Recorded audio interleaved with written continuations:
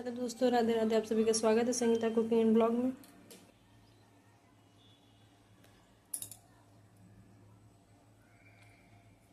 तो इस तरह से मैंने गोभी को कट कर लिया। एक आलू ली हूँ जिसे भी कट कर ली हूँ। प्याज है यहाँ पे बड़ी सी एक प्याज जिसे स्लाइसेस में कट कर ली हूँ। और 2 मीडियम टमाटर है जिसे मैंने कट करके ले लिया है। तो जैसे कि आपने देखा है यहाँ पे तेल गर्म हो चुकी है, तो इसमें डाल दूँगी मैं भी जीरा, मिर्च, सूखी लाल मिर्च। और तेल बहुत ही बढ़िया से गर्म थी तो चटकने लगी है। अब इसमें डाल देंगे हम अदरक, लहसुन और हरी मिर्च का पेस्ट। तो आप पेस्ट भी ले सकते हैं, कूट के भी डाल सकते हैं। मैं कूट के ही डाल रही हूँ। तो इसे भी डालेंगे। पहले जीरा को ऊपर चला लेते हैं। तो इसमें एक तेज पत्ता डाल देते हैं।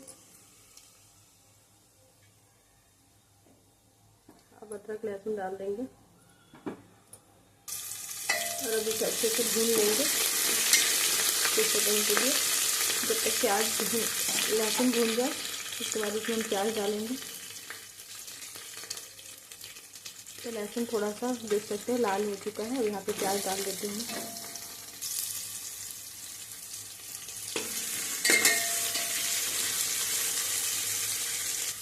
प्याज को लगभग 1 मिनट मैंने भून लिया है। अब इसमें मैं गोभी डाल देती हूँ, क्योंकि मैंने गोभी को अलग से फ्राई नहीं किया है। तो गोभी इसी में डाल के फ्राई कर लूँगी ताकि प्याज के साथ गोभी भी भून जाए। आप चाहे तो अलग से फ्राई करके दे सकते हैं, मैंने भी अलग से फ्राई नहीं किया है। तो साथ में डाल दूँगी, क्योंकि मैं कुकर में बना रही हूँ तो इसमें बहुत ही अच्छा बन जाता है। और इसे चला लेंगे। तो मैं अक्सर आलू गोभी कुकर में बनाती हूँ।